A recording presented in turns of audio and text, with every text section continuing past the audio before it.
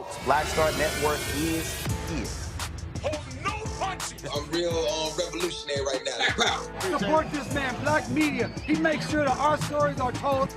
Thank you for being the voice of Black America, Roland. Stay black. I love y'all. All momentum we have now, we have to keep this going. The video looks phenomenal. See, this difference between Black Star Network and Black-owned media and something like CNN. You can't be Black-owned media and be scared. It's time to be smart. Bring your eyeballs home.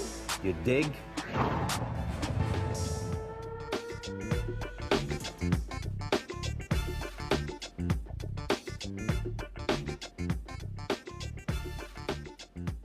It's Monday, November 18th, 2024. I'm Dr. Omekongo Dibinga, sitting in for Roland tonight. Here's what's coming up on Roland Martin Unfiltered, streaming live on the Black Star Network.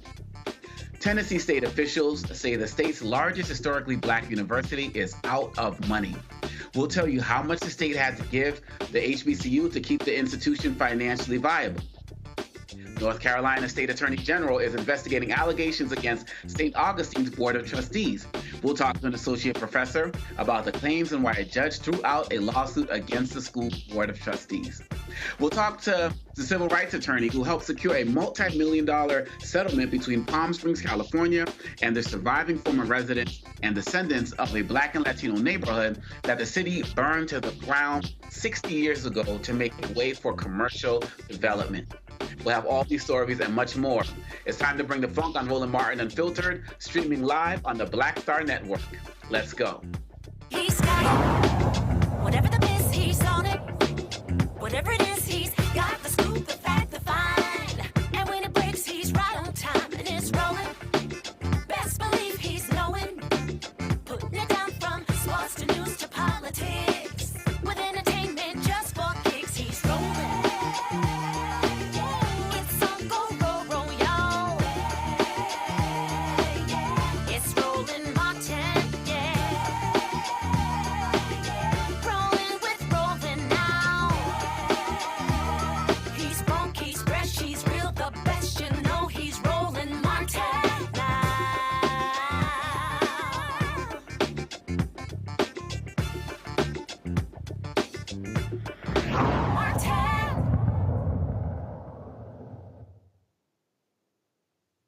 Tennessee state officials authorized a $43 million infusion into Tennessee State University's operating budget in November to make payroll and prop up the university for the rest of the year.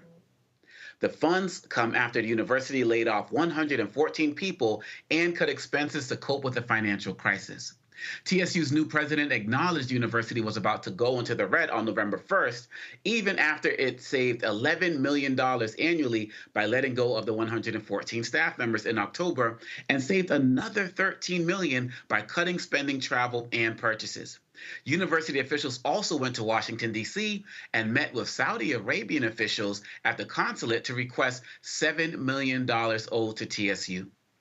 TSU's previous Board of Trustees signed a contract to pay former President Glenda Glover at least $800,000 to serve as an advisor after she resigned on June 30th. TSU's finances have been in trouble for decades. In 2023, a federal report found that TSU had been underfunded by $2.1 billion over 30 years. A previous state study determined the university, one of two land-grant institutions in Tennessee, was shorted by $150 million to $540 million over a century. 2 years ago, lawmakers approved $250 million for improvements to the campus at the governor's request, but those funds cannot be used for housing. TSU is working on a separate dorm project. Remember, Tennessee lawmakers voted to dismantle TSU's Board of Trustees earlier this year. There's a board meeting on Thursday. We'll be following up with this and bring you any updates. But right now, I would like to bring in my panelists to start us off with tonight, Dr. Julianne Malveaux, economist and author based out of D.C. and former president of Bennett College. So, Dr. Malveaux, I mean, I got questions for days. Just take it from you, from how you're seeing this, because wow, break it down from how you see it.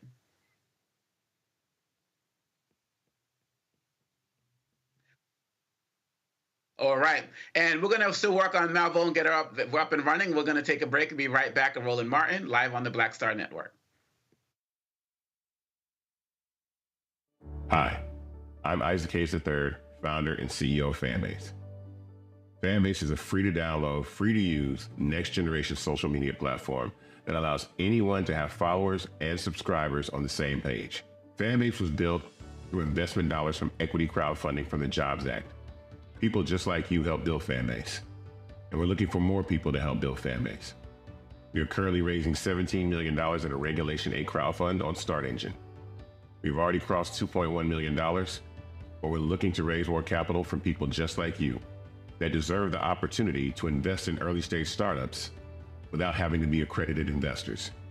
So right now, I'd like you to go to startengine.com/fanbase and invest. The minimum to invest is $399. That gets you 60 shares of stock in Fanbase right now, today. And then use Fanbase to connect with friends, grow your audience, and be you without limits.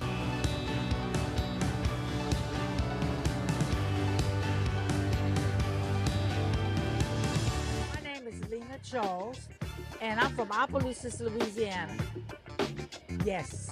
That is Zydeco capital of the world. My name is Margaret Chappelle. I'm from Dallas, Texas, representing the Urban Trivia Game. It's me, Sherry Shepherd, and you know what you watch. Roland Martin on Unfiltered.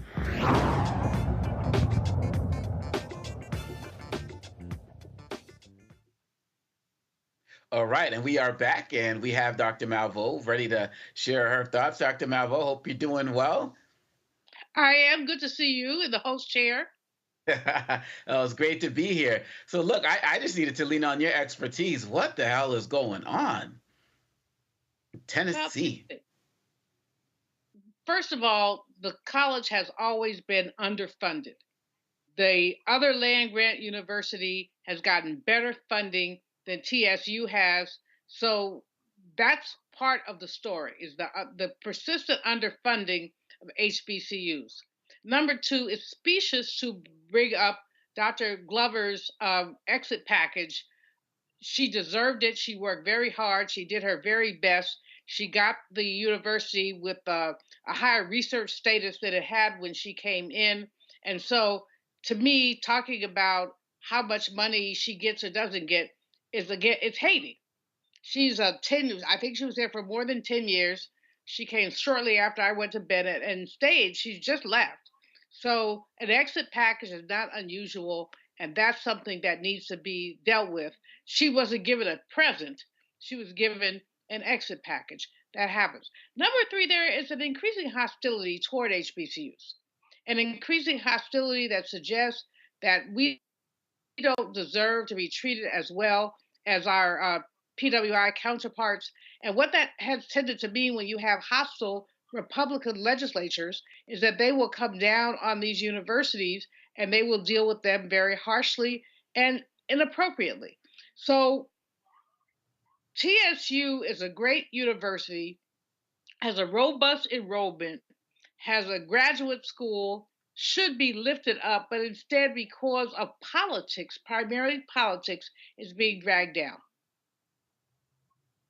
And so when you look at what's happening at TSU, do you look at it as, one, just no respect for HBCUs? Is it about we want this land? Is it a combination of everything? Is this added to the fact of, blame a Black woman for everything? It doesn't seem like there's much conversation about what you're talking about in terms of historic challenges that have been with the government in Tennessee itself. And it seems like people are trying to paint it as we're kind of swooping in to save this university that just doesn't know how to manage itself. Seems like it's a lot bigger than that. It's much bigger than that. It's BS to say that they didn't know how to manage themselves. They did the best. Glenda Glover did the best that she could with what she had. Again, persistent underfunding has to be something that's addressed. And yeah, there are always haters, and we know that. But also there's the envy of the land that we have and the record that we have. People always want to snatch our stuff. I'm a Congo, you and I have talked offline. I live this in terms of Bennett College. People, we could just have that. We could just have that. I live this. And unfortunately, I'm not as diplomatic as Dr. Glover is. So at a point in time, I was like, if you like it, then you could have taken a ring off it. But she's done a brilliant job, and she didn't create the financial situation. If the college had been properly funded from Front Street, they would not be here. If an audit is ever done to see what has happened, they would see what has happened in Tennessee in terms of TSU. Um, Again, we live now in a cloud of anti-blackness. I dare say that maybe 10 years ago, there might have just been a transfer of funds without any conversation. But now anti-blackness is in the air. All of us live it every day. And in living that, what we're living is attack on Black education. Understand, if you look at Project 2025, they want to get rid of diversity. They want to get rid of the Department of Education. What they don't want is for our young people to understand what our roots are. They don't want us to read Claude McKay. If we must die, let it not be like hogs, haunted and pinned to this inglorious spot. They don't want young people to understand that there's a history of resistance and that HBCUs and Black people, indeed all of us, have been under attack since we got here. And so the TSU story is just a chapter in the story of how predominantly white institutions and white politicians attack Black people. And I'm so glad you mentioned the students, because that's what I wanted to come to next. Some people like to paint this as an issue of, well, this is at the higher levels, at the university, administrators levels, presidential levels, and the students are just going about their business. But I would assume that students are seeing what's going on. They know what's going on. And in many of our schools where enrollment has been up because people are looking at, our students are looking at these schools as safe spaces, now they get there and they feel like they're being targeted for financial reasons as well. My assumption is that it also adds a certain level of insecurity for the students. Oh, absolutely. When students see their colleges in trouble, it really raises their concern about what happens to me next year. It's when you have changes in the loan policies. I remember back in 2011 when Arnie Duncan was Secretary of Education, and he changed the Parent Plus loan policy, which made it more difficult for parents to get loans for their students' education. It created a panic among young people because some of them, their parents had said, I'll pay this much if you pay that much. And if they couldn't get Parent Plus loans, it wasn't going to happen. People do not understand the enormous stress that many African American students, especially those enrolled at HBCUs, and white students enrolled at HBCUs as well, feel when they feel like they're not sure that their money is going to come through. And it's palpable. You can feel it in the air. Students wondering, what's going to happen? What's going to happen to me? And so, you put a group of young people in a state of uncertainty. They're already young. They already have issues around finance. And then you throw something else that's like throwing, a match on a tinder block. I'll never forgive Arnie Duncan for what he did. And they did have to roll some of it back. But basically, it created a climate of instability and fear. Wow.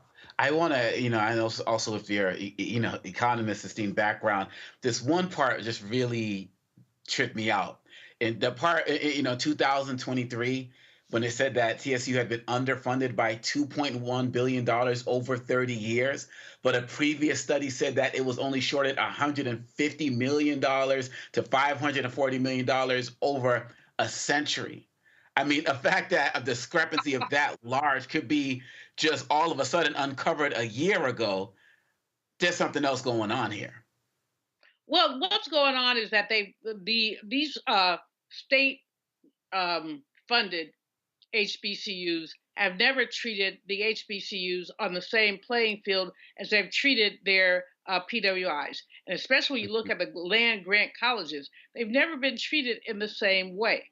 And so they have to work harder to make their case for why they should be funded. Their students are never funded at the same level that PWI students are funded. I mean, Ray Charles could see through that. Congo, you know that. Ray Charles could see through that. Or Stevie Wonder. Well, any one of our blind brothers is. What is the problem here? The problem here is Black self-determination. TSU has been a great university, done great work, produced great scholars, but it has been a university that has had to fight for every penny. If you look at the same area, look at Fisk University, which is a private, so they don't have public funding. They have been consistently dissed. Even when they did qualify for state funds, they didn't always get them. You know, lynching culture, don't let me get started today. But lynching culture, you could do whatever you want to do to Black people and basically have no consequences. And so part of that is the underfunding of our schools. The financial crisis is a crisis that was made by white supremacy. It's not a crisis of mismanagement. If you went back through and audited those books, you will not find mismanagement. You will not find profligate spending. What you will find is a very careful stewardship of the few funds that are available there. So I don't know what to say. When I read about this, I was just flabbergasted because Dr. Glover is a friend and a colleague, and I think she's done a brilliant job. But I think when she resigned because she'd had enough of white people and their nonsense. Had enough of a state governing board, which, when it tilted Republican, decided that TSU had assets that they could take. And so when you then turn this college into something that's a financial crisis, well, gee, we have to take it over. And we know about Tennessee. We know about the two young brothers there in the legislature, one of whom I believe is a TSU alum, who have stood up and said, challenging the State Board of Education, which has gone in there with a bunch of falsehoods, to attempt to take over some of those assets. Understand, if they didn't have any assets, or let me get real ghetto, if they had no assets, their would not be up in this. I'm trying to be clean, but there are valuable aspects to that university that some would like to take over. So we thank you, Roland, thank you, Congo, for lifting this up, because we got to fasten our seatbelts. The new president and his people want to eliminate the Department of Education, which is a source of funds for many of our HBCUs. So what are they saying and what are they doing? And this is a problem. I want to bring in Eljoy Williams, a political strategist and host producer of Sunday Civics out of Brooklyn, New York. I'm such a fan of your work. Great. I'm such a fan of your work, I must say, to start with. And I want to get your take on, when you look at this, some people want to look at this HBCU situation, or this is just a school thing, this is just an education. But with the work that you do on Sunday Civics, is kind of what we've been talking about now. What are your thoughts on the fact when people just say, actually, if you realize this is all political? Well, everything is political. And as Dr. Malveaux has already mentioned, there are valuable assets that we have to pay attention to, of why are people trying to take control over whether it's university space, whether it's our other institutions in our community, is to ask those questions. What is at stake? What do we lose? And what are people trying to gain for themselves? And so with anything, as you know, as a listener of the show, is getting to the root of what the issue is, who the decision makers are, is really important, and shining a light on these issues, because quite often these happen and we're talking about it after the fact. And so to really shine the light on it now as it is happening, for people to ask the questions and to be engaged and be involved in the process is really important.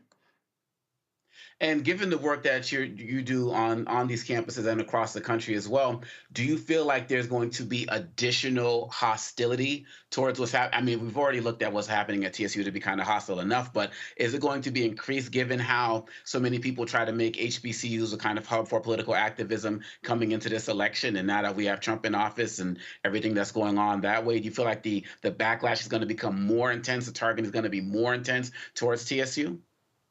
Well, listen, I did a show a couple of weeks ago talking about the intense and political environment on college campuses in general.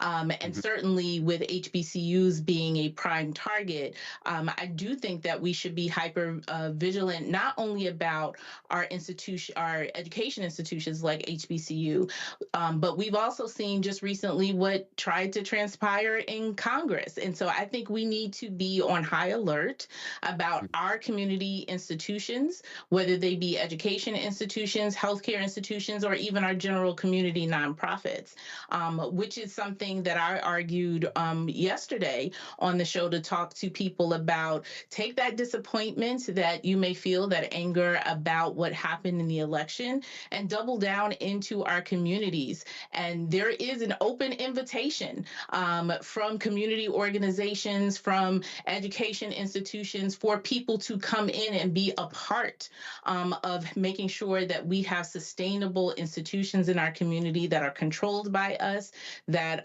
we maintain because they are important to the structure of and the future of our community. And so everybody needs to go back and accept that open invitation to be engaged and involved so that we can maintain these institutions, which are vital to our work on a regular basis. Absolutely. And Julian, given your experience at the college level, given your experience as an economist, given your experience of what happens on these campuses and how things go down, what do you think is going to happen next as it relates to Tennessee State University? Probably the State Board of Education is going to come in and they'll try to make some moves. People politically need to be ready for that and be ready to fight back. But that's the next step, is that the State Board of Education is saying that the college is unstable. I think the least of their concerns should be Dr. Glover's exit package. Everybody gets one. I got one. It wasn't $800,000, but whatever. I didn't work for 10 years. But that's customary in higher education, that someone would get an exit package. Focusing on that as opposed to focusing on the ways that the state of Tennessee has systematically underfunded Tennessee State is really what needs to happen. But I do think that the State Board of Education will make some moves. As we know, about a year ago, the governor switched up who was on the state board, taking some people off who were more friendly to TSU and basically stacking it with Republican anti-Black folks. And so TSU alums and others need, and all of us really, need to listen to the clarion call and push back. But it's very likely that there will be some administrative changes depending on who is on the education committee of the legislature. It could go through or not. It is a blow to HBCU land and HBCU focus. It is a blow. But at the same time, we know that we do not roll over and play dead. We fight.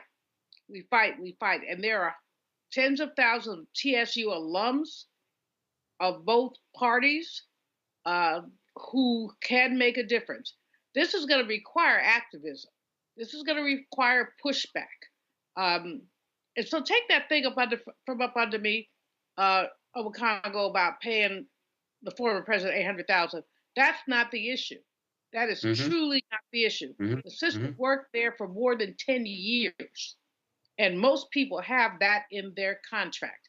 The issue is how the state of Tennessee has been systematically underfunding this university and then standing back. It's like you lit a match, you stand back, oh, how do we get a fire? Well, dude, you lit the match. And they've been lighting the match on Black education ever since we had this state land grant university that a brilliant sister had lifted up and gotten accreditations that they didn't ever have before.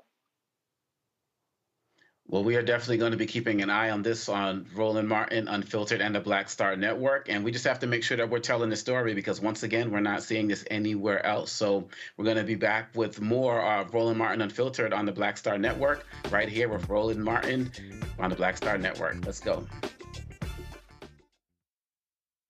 Hatred on the streets, a horrific scene, a white nationalist rally that descended into deadly violence. White people are losing their damn minds.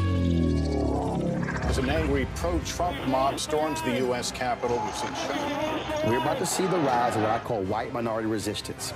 We have seen white folks in this country who simply cannot tolerate black folks voting. I think what we're seeing is the inevitable result of violent denial. This is part of American history. Every time that people of color have made progress, whether real or symbolic, there has been what Carol Anderson at Emory University calls white rage as a backlash. This is the rise of the Proud Boys and the Boogaloo Boys. America, there's going to be more of this. Here's all the Proud Boys, guys. This country is getting increasingly racist in its behaviors and its attitudes because of the fear of white people. The fear that they're taking our jobs, they're taking our resources, they're taking our women. This is white fear.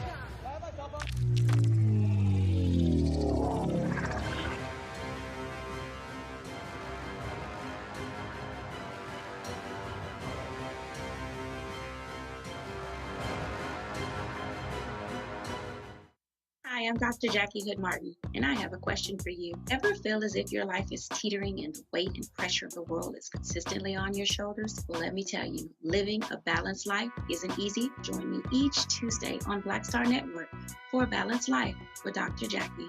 We'll laugh together, cry together, pull ourselves together, and cheer each other on. So join me for new shows each Tuesday on Black Star Network, A Balanced Life with Dr. Jackie.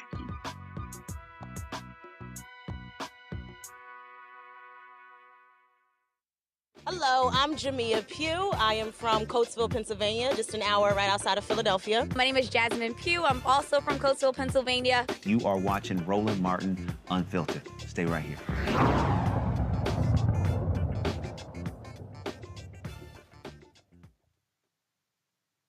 In an historic move, the Palm Springs, California City Council voted unanimously to approve a settlement offer for the surviving former residents and descendants of a Black and Latino neighborhood that the city burned to the ground 60 years ago to make way for commercial development. Civil rights attorney Ariva Martin joins us from Los Angeles to discuss this multi-million-dollar settlement.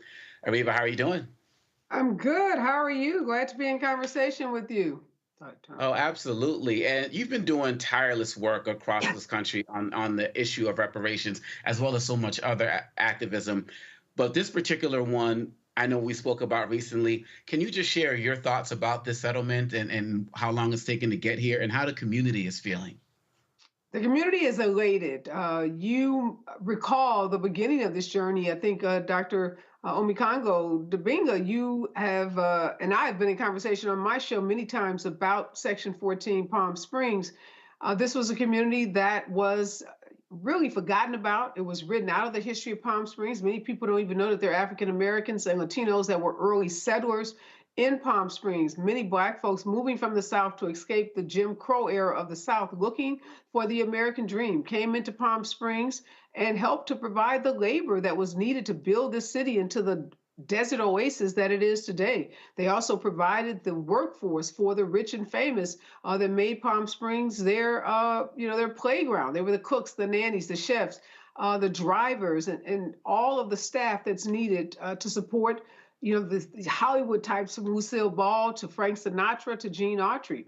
And when the city no longer wanted that community in its downtown, wanted to capitalize on some changes in federal law that would allow the indigenous tribe that owned the land, Section 14, to have extended leases on the land, the city pretty much hatched a plan to remove this community, to burn it down, to demolish it.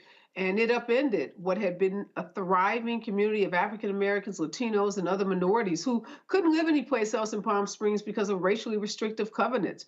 And it's important to note that there were many, many activists throughout the last 6 decades that tried to get recognition for the contributions of these men and women, tried to get the city to acknowledge their humanity and their dignity, and all of those efforts failed. So when you think about the decades-old struggle that has been the history of this journey, and to think that this movement, led primarily by seniors in their 70s and 80s, what they were able to accomplish with this agreement with the city in a 5-0 vote is quite remarkable.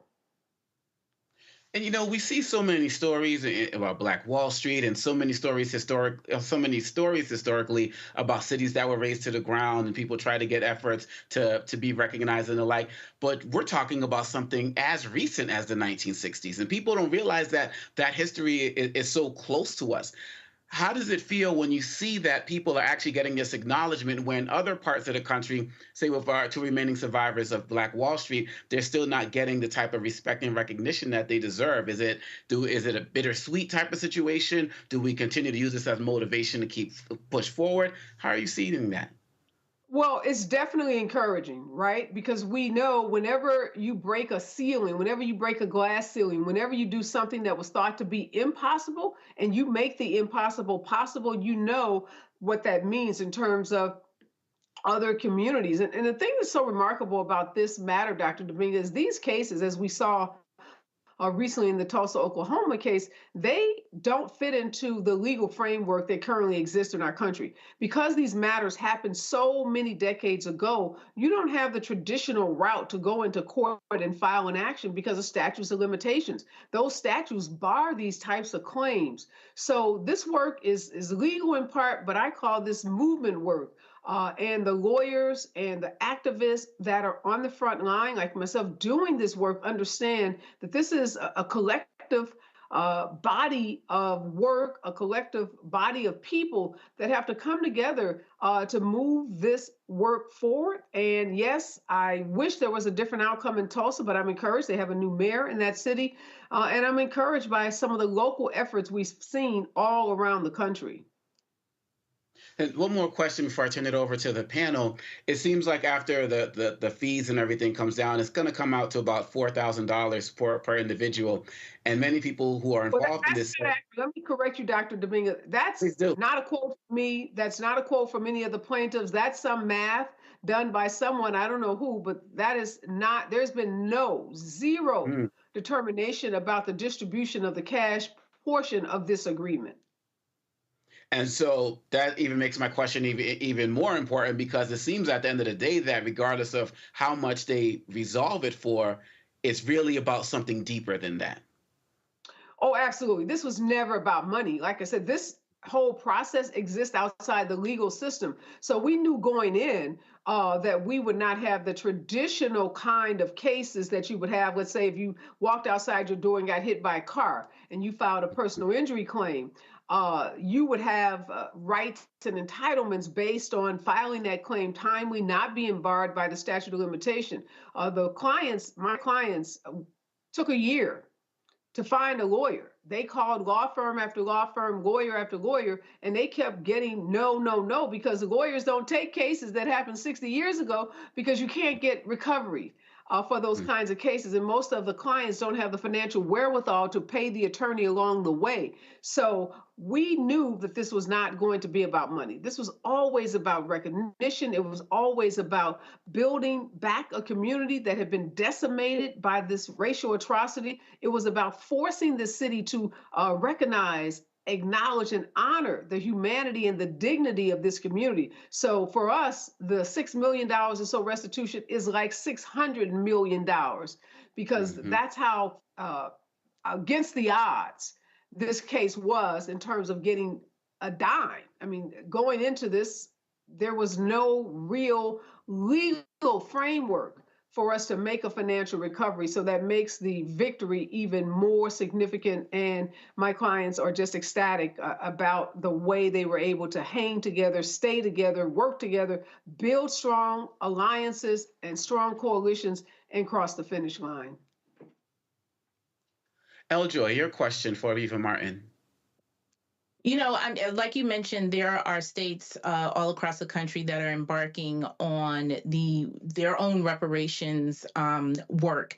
And here in the state of New York, I was part of the coalition that led to the passage and the implementation of setting up a reparations commission for the state of New York.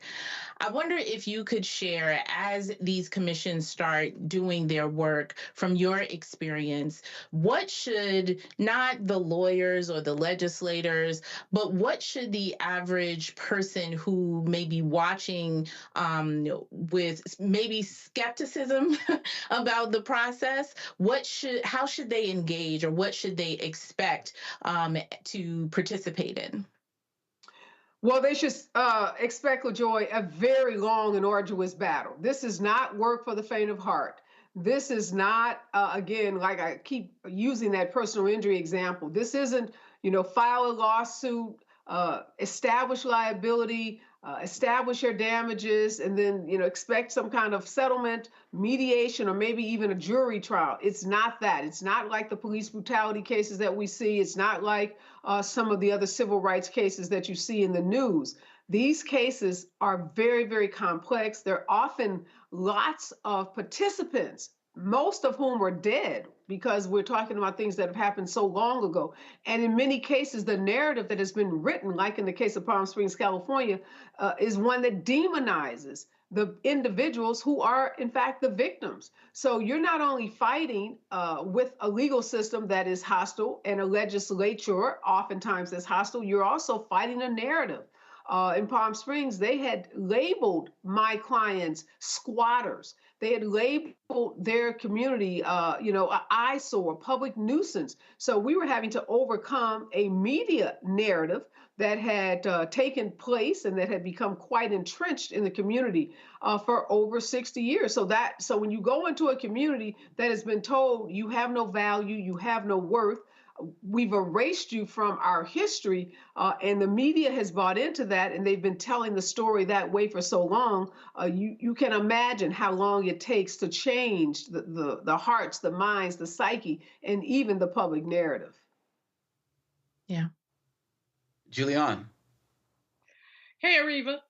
Second time talking today. And thank you. Again, congratulations. I'm just over the moon about the settlement. Over the moon about the work, and just please give Pearl Devers, one of the original whatever she was, what original occupants, my love and my she was a survivor, she was an organizer. At times she was Mama Pearl. I mean, she was the glue that kept this whole community together through this process.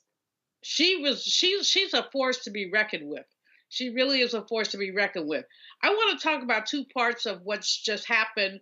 You talked about erasing the Black and brown presence in Palm Springs, but one of the parts of the settlement is going to be a monument of those people. So I want you to talk about that a little bit more. And then in terms of the money, the first piece of it is the first piece. There's a possibility of more. It's not about the money. But we look at the wealth gap in these United States. Part of the wealth gap is a function of what's happened here. When I think of Pearl's story, her dad built their house with his hands. All those people had to leave. Sometimes they went to work, and when they came back, their houses had been burnt down. So that's the basis of the wealth gap, is the taking of Black property.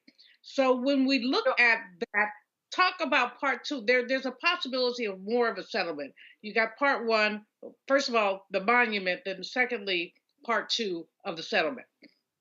Great question, Julianne. And you know, in Evanston, after the city council in Evanston set aside money for housing remediation for redlining of those Black residents of Evanston, churches and clergy came together in Evanston, and other foundations came together, and they now have distributed, I believe, over $5 million additional dollars. So you are so right. The possibility is ripe. Section 14 Survivors is a 501c3 nonprofit. I was instrumental in helping them raise hundreds of thousands of dollars to fund this effort. But they are now poised to seek state funding, local funding, and foundation funding. They can now be the repository of other reparations funding. I can see clearly the indigenous tribe, now that the matter is settled, also looking to maybe make contributions to the nonprofit. So this is, in many ways, just the beginning of the opportunities for there to be additional revenue donated to the nonprofit that can be distributed to the survivors and the descendants. The monument, as you will recall, Julianne, as you were coming into Palm Springs, that was something we heard over and over and over again during our listening sessions, is that we come to this city and there's nothing that reflects our contributions. And that's why monuments and public art are so important, because they say to tourists, they say to residents, they say to future generations, this community was here. They had a critical role in the building of this community. And Ms. Pearl and others, the 70, 80-year-old activists, they're going to pass on. We're all going to pass on. But that monument will live on, in infinity. And folks, 30 years from now, 50 years from now, will get to read about these pioneers and pay honor and tribute to them. So we're so excited about that, because building a community back, which is a lot of what we've been doing too, is really community building. And now for them to be able to go to a place and show their grandkids, here's your grandfather. He was a carpenter. He helped to build this city. And there's going to be a park renamed for the survivors, and to say, here it's again something that's a part of the city's fabric that recognizes there's a day of remembrance, and there's a commitment to help build a racial and cultural healing center. So there are so many opportunities beyond this initial agreement that will address that issue of generational wealth building as well as community building. Ariva Martin, thank you so much for not only what you're doing here, but what you're doing across the country. It's great. It's so great to be on the opposite side of this conversation. You do incredible work that you're doing for Ariva Martin in real time on KBLA as well. I just wish you continued success. And you can always call on the Black Star Network whenever you got updates for us. We are here for that as well. Thank you so much. Thank you. Thanks to your whole panel. Be well. No doubt. All right, we'll be right back with more Roland Martin Unfiltered on the Black Star Network. When you talk about blackness and what happens in Black culture, covering these things that matter to us, speaking to our issues and concerns. This is a genuine people-powered movement. There's a lot of stuff that we're not getting. You get it, and you spread the word. We wish to plead our own cause. Too long have others spoken for us. We cannot tell our own story if we can't pay for it. This is about covering us. Invest in Black-owned media. Your dollars matter.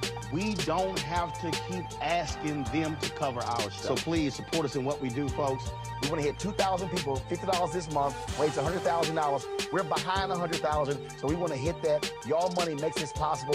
Checks and money orders go to P.O. Box 57196, Washington, D.C. 20037-0196. PayPal is R Martin Unfiltered. Venmo is RM Unfiltered. Zelle is Roland at RolandSMartin.com.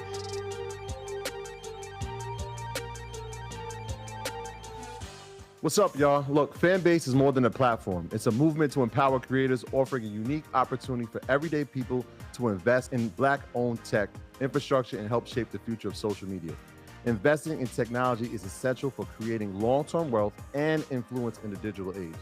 The Black community must not only consume tech, we must own it. Discover how equity crowdfunding can serve as a powerful tool for funding Black businesses, allowing entrepreneurs to raise capital directly through their community through the Jobs Act.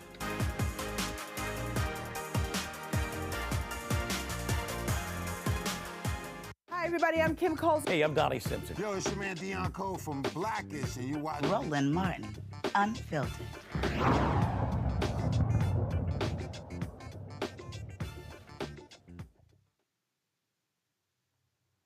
The family of a Black Las Vegas man killed by police after calling for help during a home invasion wants the cop who pulled the trigger charged.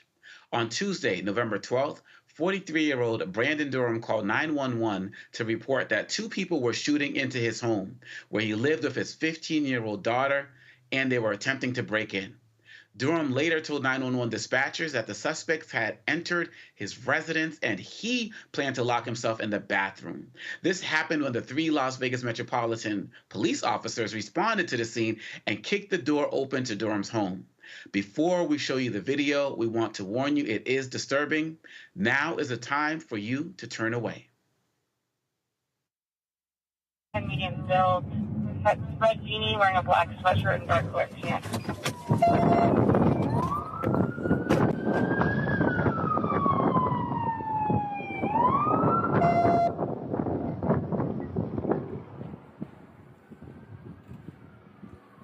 Hey, they said they made entry. We got to go in there. Yeah, we gotta do it. Hey, one we have a broken window and we're gonna make entry. Hey, kick it!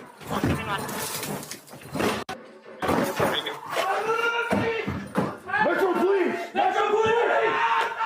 Metro Police!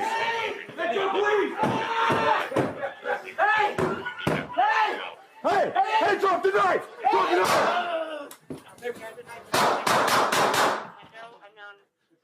Put your hands up! Civil rights attorney Lee Merritt said this about the incident during today's news conference.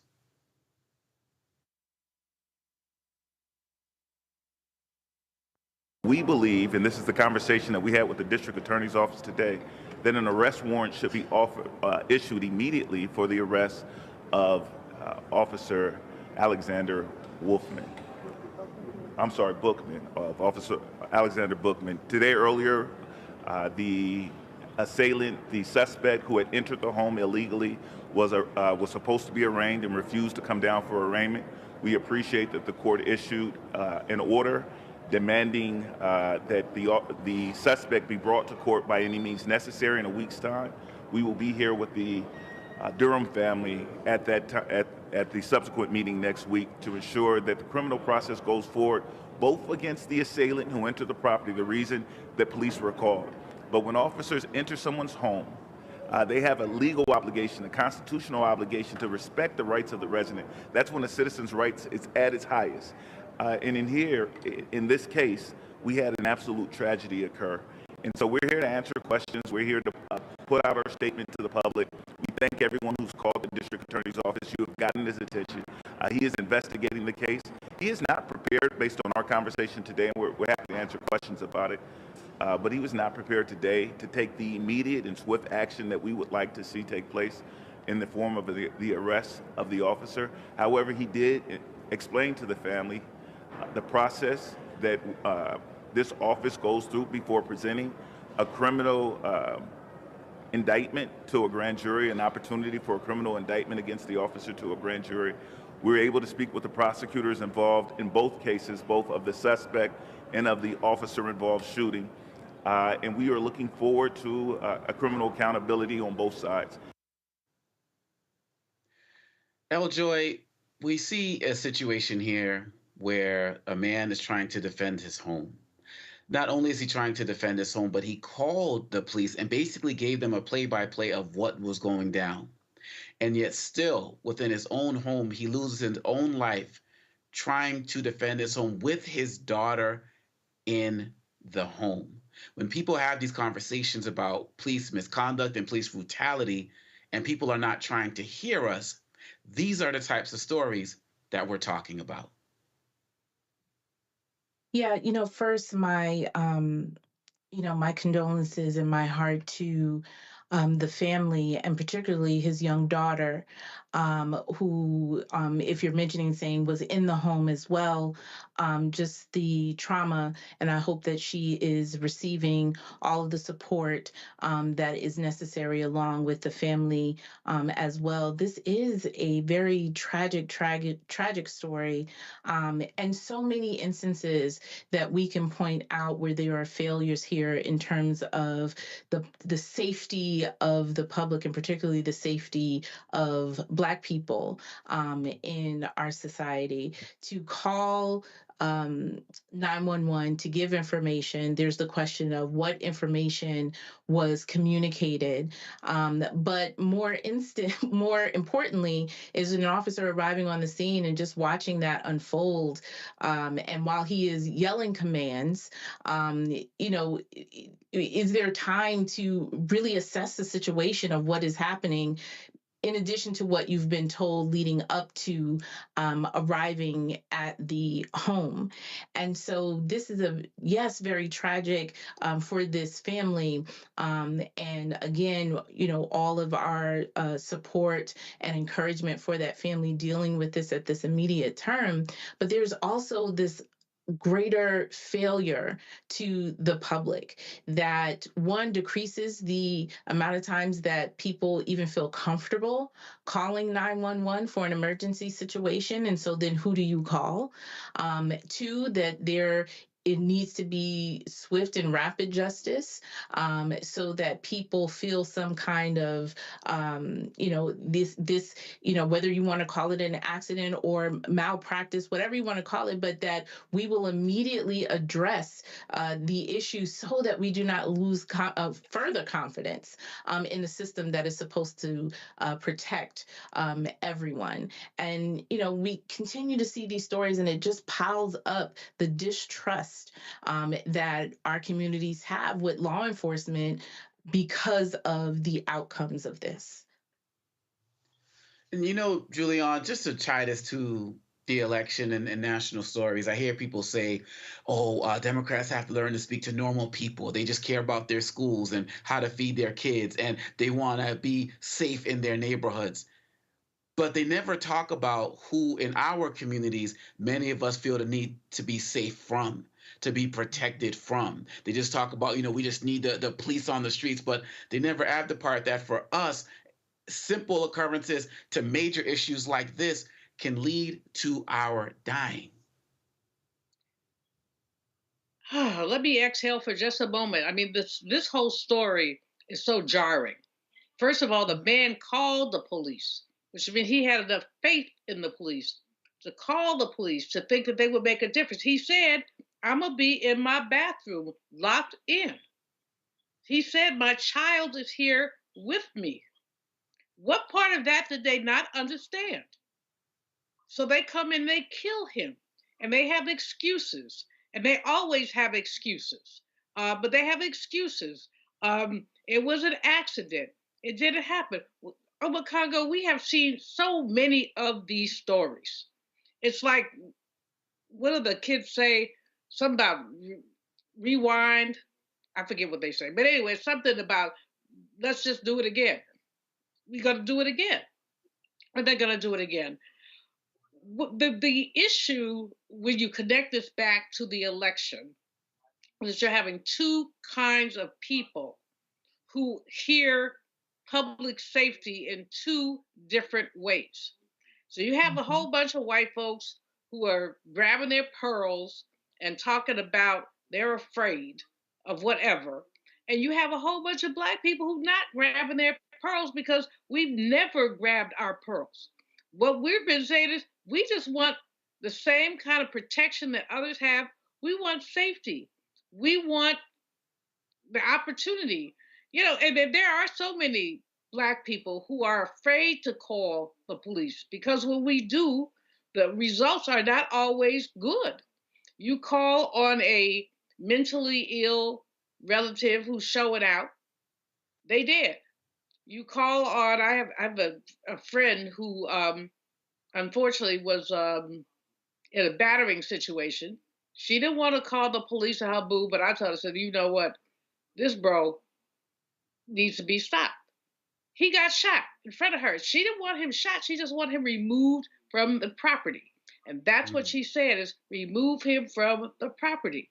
So many of us do not trust the police because the police do not think that we're human beings. See, it breaks all the way down to that. When you talk about some of the cases we've talked about on this program, somebody being beaten because they ran a light, beaten darn near to death because they ran a light. You know, it's like body blows every time it happens. All of us are sitting there holding our belly saying, no, no, not again. But it keeps happening again and again and again. That's why the George Floyd Act is so important. President Biden has some opportunities. He only has 2 months left, maybe a month and a half, 2 months left to be president. He can make that an executive order. Now, Mr. Trump is likely to reverse the order, but it would be a statement of solidarity. He could make an executive order on reparations. Yeah, the orange man would reverse it, but it would be a statement of solidarity. He has an opportunity to make a difference. And every time we see a case like this, Brother Domingo, every time we see a case like this, there is a howl coming out of the wilderness saying, how long, how long, how long? And I suspect that as the next 2 years, because I'm hoping that we have opportunities with the Congress in 2026, but as we see case after case after case like this, I'm hoping that people will say, no, enough, we must resist. Because you know, that orange man wants to indemnify police officers from the things that they've done. So no, it literally, I wish I had looked away when you said look away, but I'm grown, so I got to look at it. But all I have to say is this stuff takes you by your neck, by your throat, and pulls you up and says, how long? How long? There have been 5,000 documented lynchings in these United States. You know, it's about a lynching thing today. 5,000 documented lynchings, but these are also other kinds of results of lynching culture. You can do whatever you want to a Black person and have no consequence. His name was Brandon Durham. You need to say his name. I'm so appreciative that Lee Merritt is on the case. And Merritt, if you're listening, please come to us at the Black Star Network with any updates as we continue to uplift this man, his story, and his family. We will have updates for you as we get them. I'm going to take a quick break right now. You're listening to Roland Martin Unfiltered on the Black Star Network. Hatred on the streets, a horrific scene, a white nationalist rally that descended into deadly violence. White people are losing their damn minds. As an angry pro-Trump mob storms the U.S. Capitol, we've seen shooting. We're about to see the rise of what I call white minority resistance. We have seen white folks in this country who simply cannot tolerate Black folks voting. I think what we're seeing is the inevitable result of violent denial. This is part of American history. Every time that people of color have made progress, whether real or symbolic, there has been what Carol Anderson at Emory University calls white rage as a backlash. This is the rise of the Proud Boys and the Boogaloo Boys. America, there's going to be more of this. Here's all the Proud Boys, guys. This country is getting increasingly racist in its behaviors and its attitudes because of the fear of white people. The fear that they're taking our jobs, they're taking our resources, they're taking our women. This is white fear.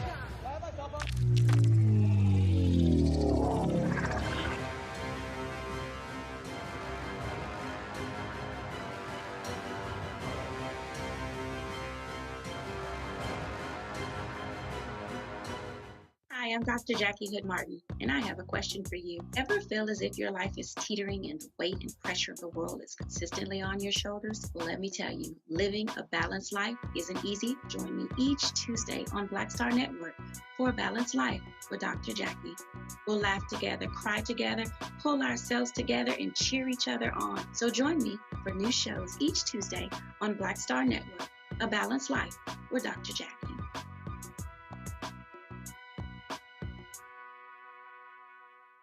I'm Russell L. Honoré, Lieutenant General, United States Army, retired, and you're watching Roland Martin Unfiltered.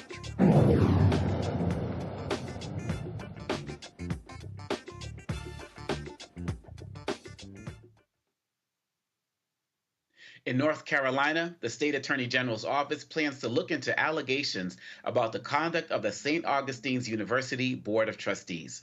This announcement comes after a judge dismissed a lawsuit filed by a group of alumni known as Save SAU against the university's Board of Trustees.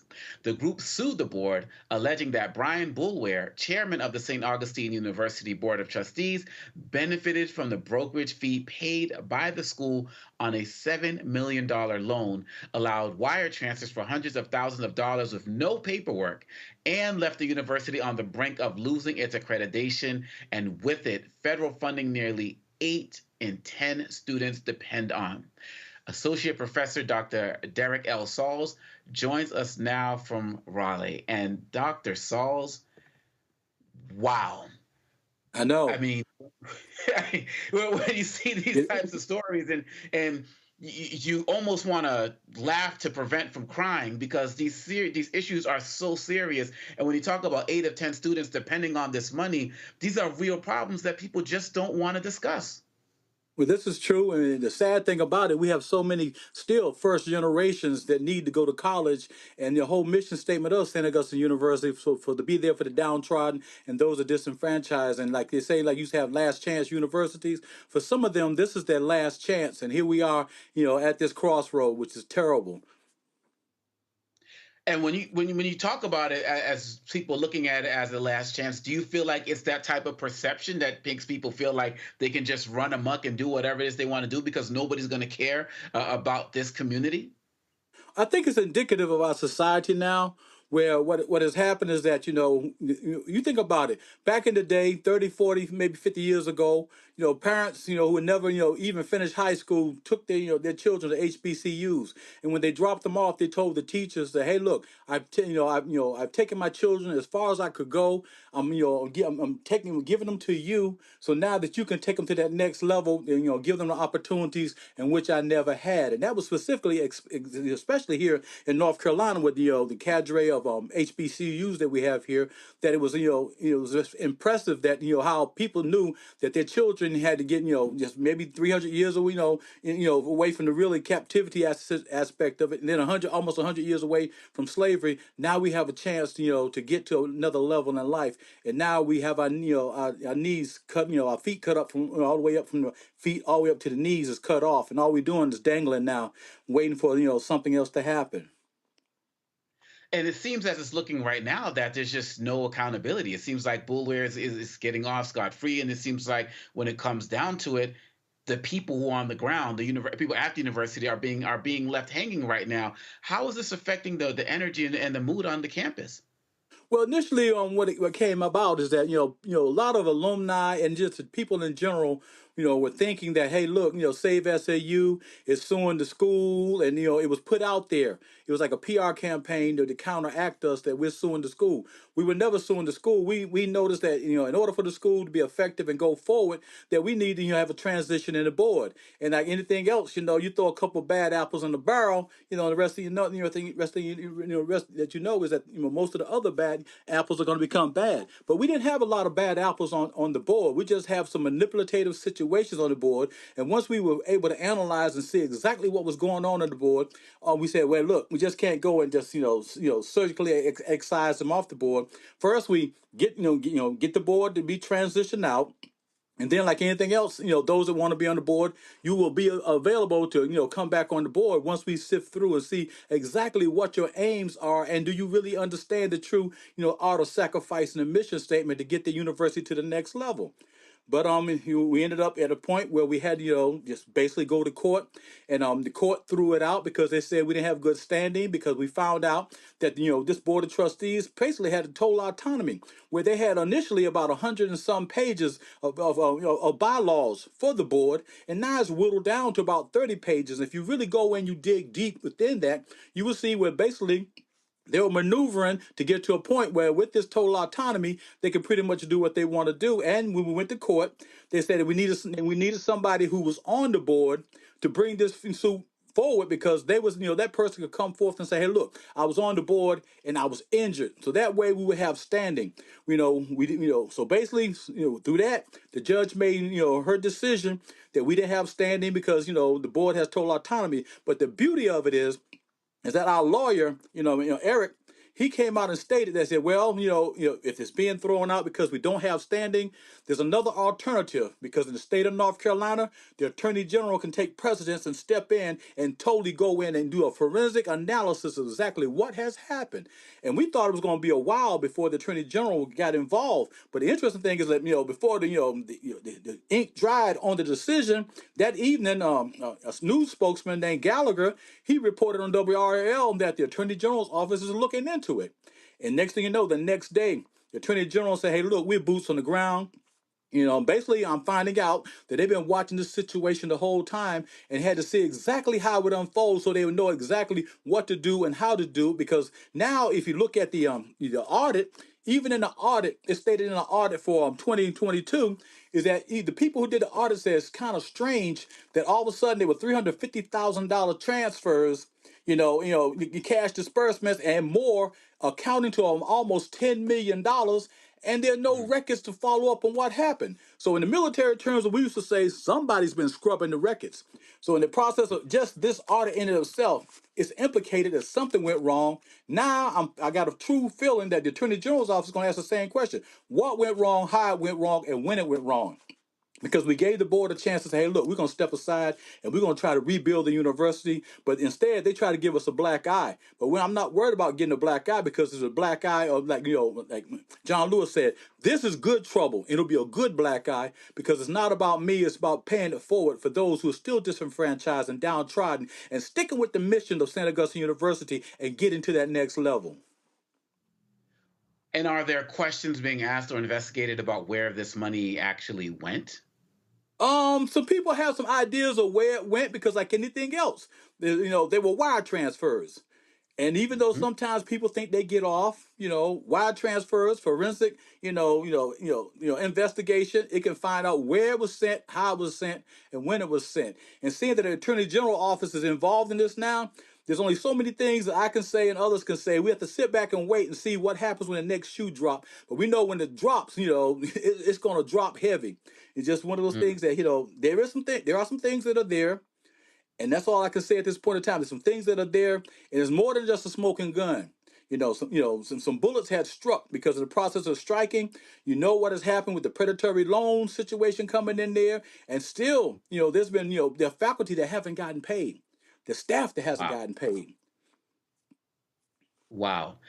And so where do you stand as it relates to the threat of potentially losing accreditation? Because obviously that's a major part of this as well.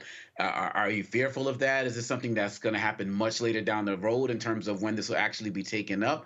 Where does the accreditation part of this stand? See, what people got to understand, that when all of a sudden, the SACs reversed their decision, they only reversed their decision until they had a chance to come back on campus and totally review the fiduciary management on campus. And now the first week of December, SACs is going to meet and say, okay, the Saint Augustine University do what they're supposed to do, for the accreditation to stay in place. I'm a firm advocate, but once the Attorney General office gets in there and they see what has happened the past several years with the bad fiduciary management and, the oversight of the board, where they supposed to have oversight, but they were overbearing. I think that at that point in time, SACs is going to be in a position where they say, hey, look, the university academically was strong, because I taught at the university and I was there, boots on the ground. And there are great students that have come out of there and doing great things. They're going to say, hey, look, this is my hope. And, as I go forward, the SAC COC will look at it and say, hey, look, the university, academically strong. We went in there looking at fiduciary management because, Everett Ward had gotten them off SAC's probation. Okay. And now, once Everett Ward got them off SAC's probation, then they come in on March 26th, 2020, and tell Everett Ward, we don't need you anymore. It's time for you to go. The Board of Trustees. Why would you get rid of a man who built a bridge with the Episcopalian Church, got them back actively involved, and got a university finally get into a firm foundation financially, then you tell him to leave. So now I'm looking at the chess game, and in the process of looking at the chess game, hopefully Sachs will look at this chess game and say, hey, look, the people who were good-hearted there, the faculty and staff and administration who had good hearts that were there, were trying to make things happen. There was a chess game going on that they did not know about, and they were being maneuvered. And put in different situations, and also information was shielded from them, and sometimes they were given bad information to make others look like they were enemies. But no, they weren't the enemies. It was the fact that the chess game, and Saint Augustine is in checkmate right now. So now in December we're going to find out what was Sachs going to say. But the aspect I'm thinking, if the Attorney General comes in, does its investigation, and say, hey, look, we telling the board the board needs to be reconstituted, and if the board's reconstituted, I'm praying that Sachs will will look at that and says, okay, we know it's going to take 3 years for any university got to have 3 years financial records. So I'm praying that Sachs COC will say, okay, the board is left, they reconstitute the board, and they got people in place to get the university back into its flagship status. As a as an HBCU and a university overall, because so many great people have come out of that university, they will say, okay, let's reevaluate this accreditation with St. Augustine's. Academically, it was strong. Let's give them 3 to 5 years to get back on a firm foundation. I can live with that because I myself, even though I'm in the fourth quarter of life, I will go back there and teach. I would have no problem going back, to teach there and try to, put things back in place, that would, have been torn down since the accreditation and the loss of the students. So, with that in hand, maybe we can get to a point where Sachs COC will say, well, we never made a decision like that before. But now's the time, because now's the time where people are realizing that, we do make mistakes. Things do happen. Some things are out of our control. And that was out of our control. Because the faculty and staff and administration, we fought a good fight. Even some of the presidents fought a good fight. But you could not go up against the board of trustees because there were manipulative things going on behind the scene, and the chess game was getting played, and we didn't know that we were the pawns being used in the chess game. So now going forward, I hope, once the Attorney General makes a decision, the board's reconstituted, we get the board reconstituted, get the faith of the people back in with us, and the community back with us, and the alumni back with us, because even with the alumni, some of them have been sitting on the fence saying, no, this can't be happening. Save SU is suing the school. No, we want to reconstitute the board. Because we put out a resolution back in January, and we have numerous signatures on that resolution where people were supporting what we were doing, because we said we want to reconstitute that board from day one in January. We didn't say we want to sue the school, because we have people on Save SCU who have been actively involved in working in university. They were there feeding when things started going south. And vendors started walking away. The grass wasn't getting cut. The kids weren't getting, no food. It was Save SAU and Falcons Unite that went on that campus, especially Falcons Unite that, did the I call the Macedonian call, where they said, hey, look, we need you, come back home. And people started donating, giving, and they were feeding kids to get them to the end of the semester. Because they were very downtrodden and heartbroken. And one of the young men in Falcons Unite had a son that was there. And he's had to transfer to another school, but his daddy finished from Saint Augustine University. Him being the oldest son, he wanted to finish from Saint Augustine University, but he couldn't because of the situation. And I know he's bleeding at this time, because that's catastrophic. I know if it was my son, I would be like, hey, we got a problem here. But it has to be done in the right way, because at the end of the day, it's about Save Saint Augustine's University. Dr. Sauls, I'd like you to stick around. I want to sneak in a quick break and then come back with some questions for the panel, if that's okay. Okay. We'll be right back on Roland Martin Unfiltered.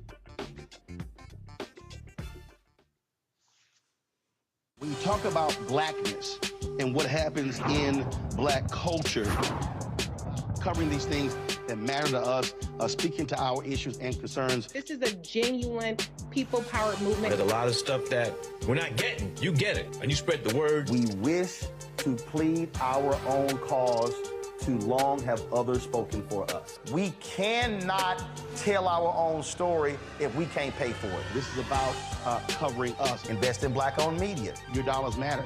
We don't have to keep asking them to cover our stuff. So please support us in what we do, folks. We want to hit 2,000 people, $50 this month, raise $100,000. We're behind 100,000, so we want to hit that. Y'all money makes this possible. Checks and money orders go to P.O. Box 57196, Washington, D.C. 20037-0196. PayPal is R Martin Unfiltered. Venmo is RM Unfiltered. Zelle is Roland at RolandSMartin.com.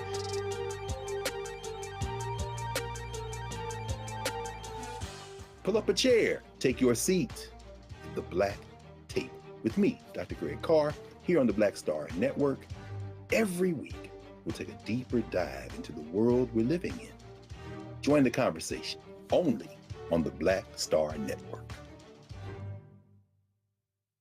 Hey, it's John Murray, the executive producer of the new Sherry Shepherd Talk Show. This is your boy, Earthquake. And you're tuned in to Roland Martin Unfiltered.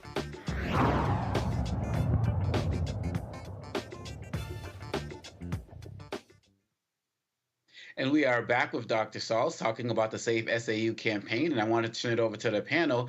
Dr. Malveaux, do you have a question for Dr. Sauls? Absolutely. Hey, bro, how you doing? I'm okay, and you? I'm good. Former North Carolina HBCU president. So okay, I feel you've been at college 2007 to 2012. Yes, I'm quite familiar with that situation too. Yes. Well, we were able to get our accreditation. The issue is SACS. Right. I mean, there are many issues, but the whole accreditation piece, if you don't have accreditation, you cannot get federal student loan money. Students cannot get loans, and that becomes the crux of it. I think that SACS is an intrinsically political organization, and I think they got some racism up in there. But I just say that, I don't work there no more. But there's a racism up in there. But it also seems that in this case at St. Aug's, there are a series of internal issues that have caused this crisis that you're dealing with. The Save SAU group seems like a good group, but at the same time, there's always a question of, is there another path? So I mean, Save SAU, great organization, good intentions, but does this, do we look like crabs in a barrel when this happens? Is there another way to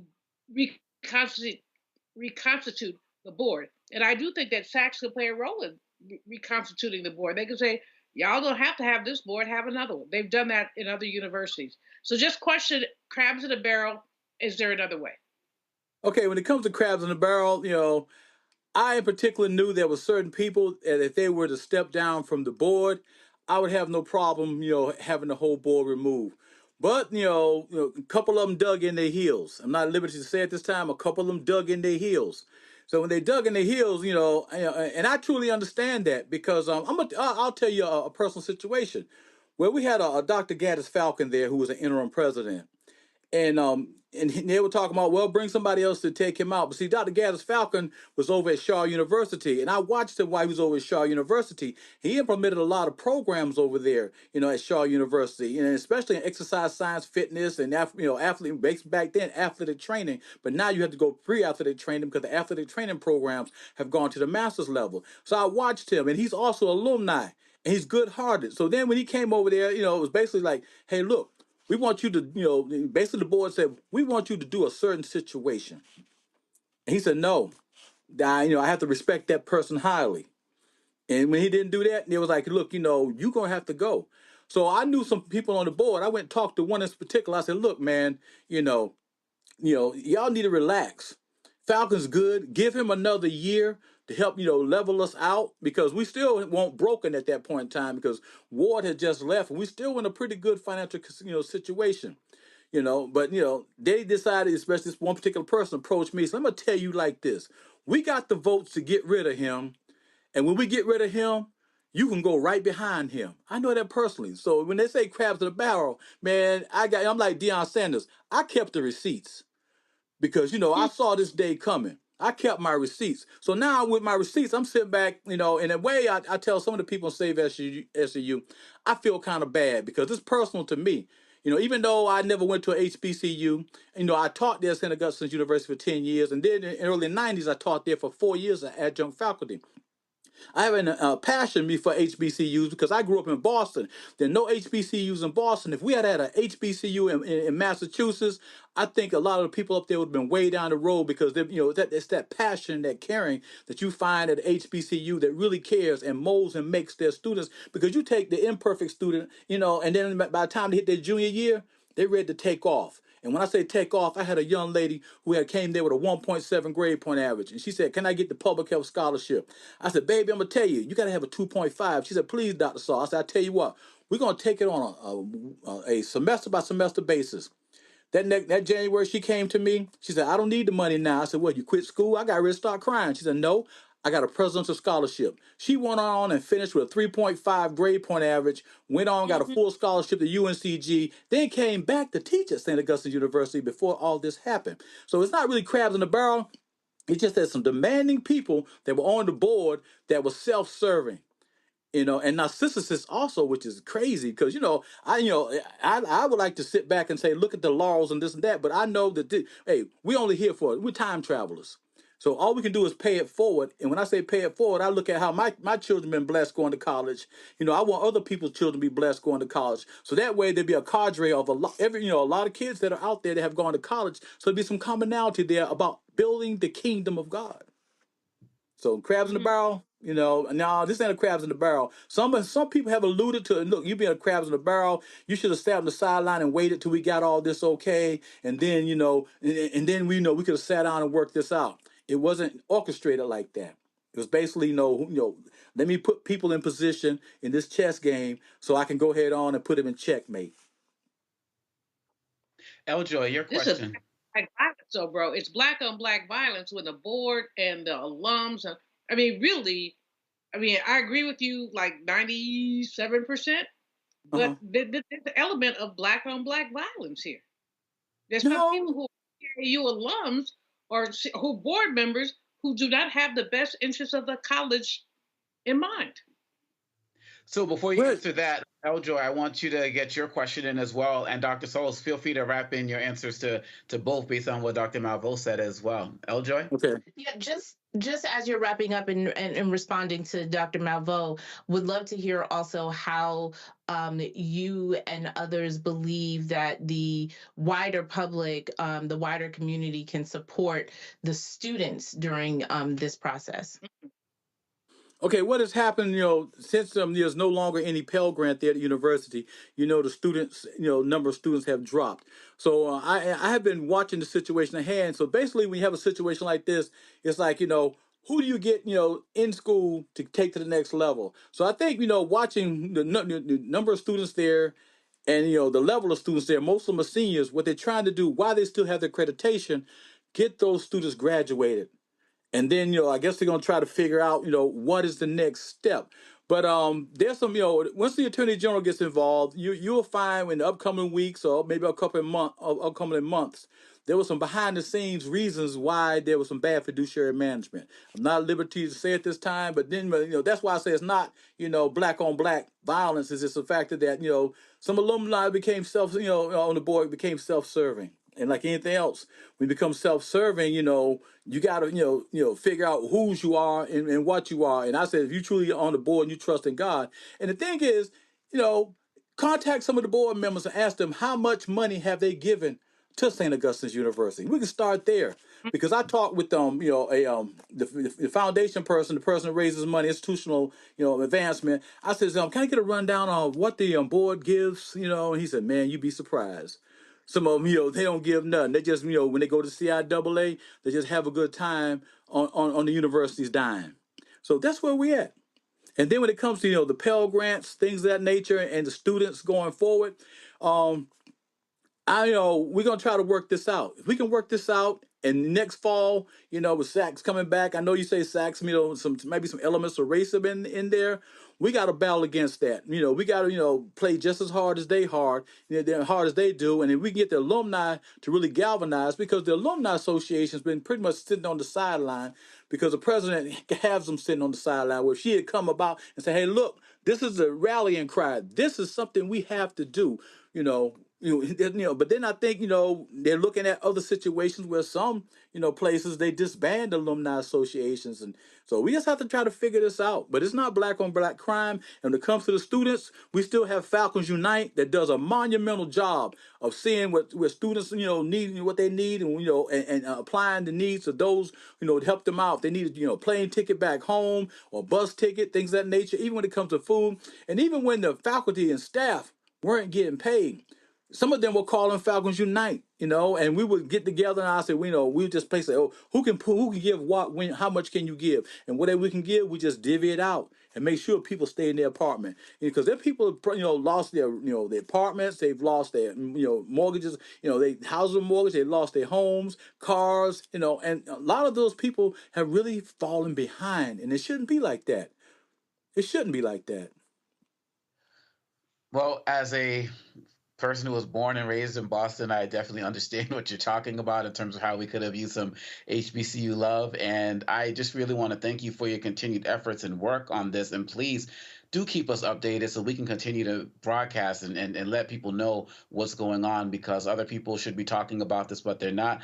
But you have a home here at the Black Star Network. So please, thank you very much, Dr. Salz, for joining us. And we look forward to hearing from you again. Okay, thank you. All right. And we'll be right back with more Roland Martin Unfiltered on the Black Star Network. Hi, I'm Isaac Hayes III, founder and CEO of Fanbase. Fanbase is a free-to-download, free-to-use, next-generation social media platform that allows anyone to have followers and subscribers on the same page. Fanbase was built through investment dollars from equity crowdfunding from the Jobs Act. People just like you helped build Fanbase. And we're looking for more people to help build Fanbase. We are currently raising $17 million in a Regulation A crowdfund on Start Engine. We've already crossed $2.1 million, but we're looking to raise more capital from people just like you that deserve the opportunity to invest in early stage startups without having to be accredited investors. So right now, I'd like you to go to startengine.com/fanbase and invest. The minimum to invest is $399. That gets you 60 shares of stock in Fanbase right now, today. And then use Fanbase to connect with friends, grow your audience, and be you without limits.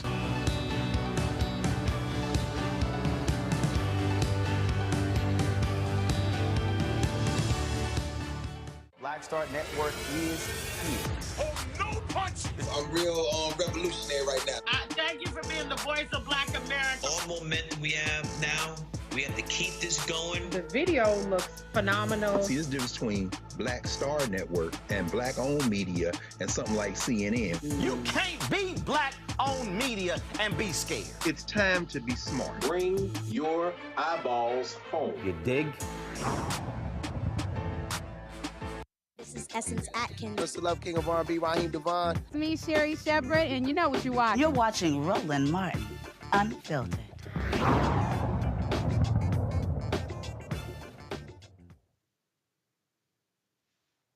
MSNBC's Morning Joe co-host Joe Scarborough and Amika Brzezinski, two of Trump's fiercest critics in the media, told their viewers Monday they had a face-to-face meeting last week with the convicted felon at Mar-a-Lago. They said it was an important opportunity for those who disagree to speak with each other. Joe and I went to Mar-a-Lago to meet personally with President-elect Trump.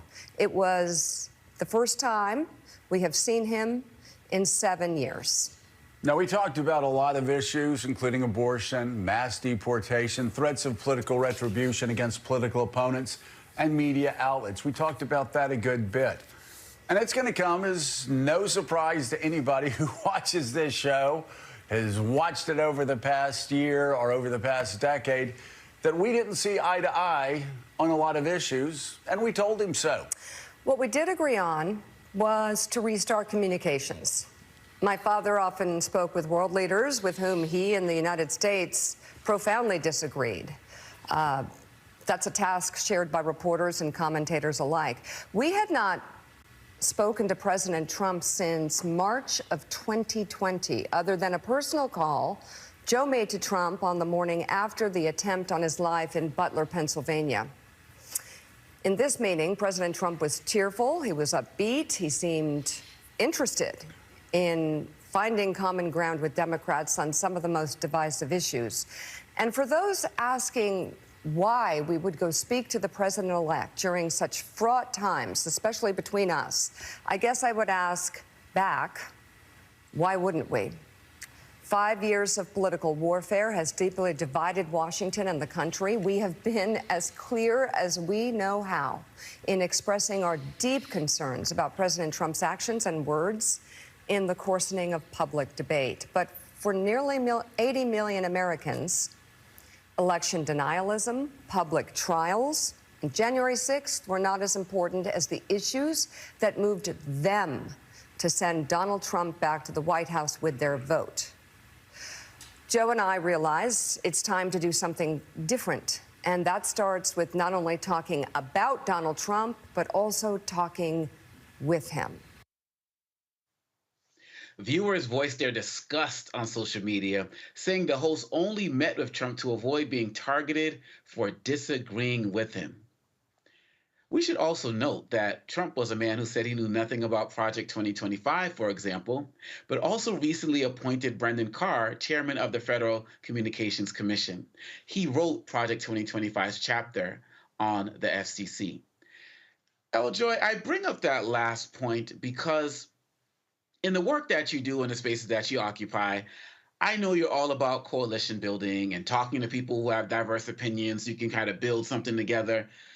But there's a difference between talking with somebody of a different political perspective versus somebody who is an outright liar and platforming him. You know, in the book on Tyranny by Tim Snyder, he talks about one of the challenges when a dictator comes into power is that the media acquiesces in advance, that people acquiesce in advance because they're afraid of basically the smoke. Am I off on this? As somebody who's out there in those streets, as somebody who works to build coalition and talk to people of different opinions, am I missing something here? No, I found out about this when the team sent it to me that we were going to discuss it today, because I've long since stopped watching cable news because of, one, the 24-hour act as if we can't talk about any other story but these three things that happens on cable news, but also these types of things. And what it read like to me, just watching what played before me, it seems like this PR campaign that's being instituted. Don't believe anything that you've heard, even if you heard it from directly my mouth. I'm going to be a kinder, gentler, Trump in this administration. And it seems that is the talking point that a lot of people are running with and are attempting to get in good favor so that they are not shut out. When the bottom line is that people are trying to maintain the eyeballs and therefore maintain their dollars and cents, and making sure that they are not completely shut out from engaging in this administration that would boost their numbers back up since it has been dwindling. So I am not falling for the banana in the tailpipe. I am not falling for the kinder, gentler. I am going to believe a person who stood on stages, who stands before us on a regular basis, whether that's through his social, through his words, through his actions, and tells you exactly who he is. And so he can say all the live long day that he's not familiar with Project 2025, probably because he doesn't read. However, what is clear is that those who came up with it are familiar with him, and they are familiar enough to seek power and be in charge of institutions that they are deliberately wanting to be appointed to in order to destroy. So I would say to folks, and I've said to my membership and I say to others, believe people when they tell you who they are.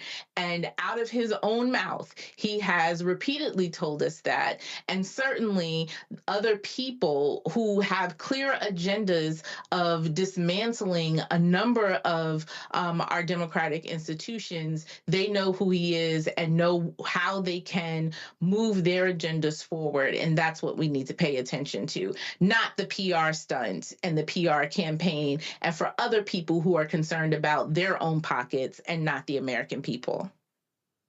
Yes, and Julian, one of the things I find interesting is that they talk about, and look, in my work, in the work that I do in my DEI spaces, my whole thing is about finding common ground, but it's about people who want to actually find the common ground. When I see these conversations about we need to learn how to talk to each other and so on and so forth, these guys have no interest in talking to us.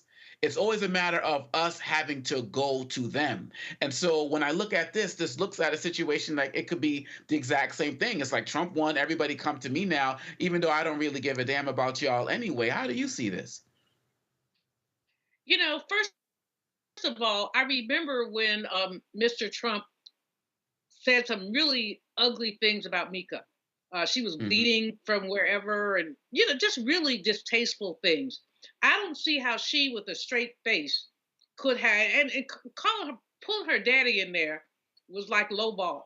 But I don't see how, with a straight face, after someone has denigrated her that way, to go and talk with him, and her husband also going to talk to him. But you know what, what Joy said was correct. People are trying to make sure that they're not cut out of the access. This is predatory capitalism at its best. What do I mean by that? These people want to make sure they're on MSNBC. They don't want to they want to keep their sponsors. They want to keep their access. They're Washington insiders. They still want to be Washington insiders. Don't be surprised if you don't see them turning up at the White House for some party or some event or something like that, because that's what's going to happen. Basically, they are, Aretha Martin's husband has a word for it, and I forgot it. I was thinking about it when she was talking. But anyway, it's just about basically, for a better word, star effing. But there's a better word. He had a much better word. Ernest Martin. But anyway, the bottom line is they're scurrying for favor. They don't want to be left out. Scarborough has always been kind of more of a centrist. He's not a progressive. Mika a little bit more so. But that's not the point. The point is that what you're seeing is a lot of scrambling. I'll call him 47 because I don't want to call his name. We used to call him 45. Reverend Barbara and I used to call him 45, but 47 has said he's going to get revenge.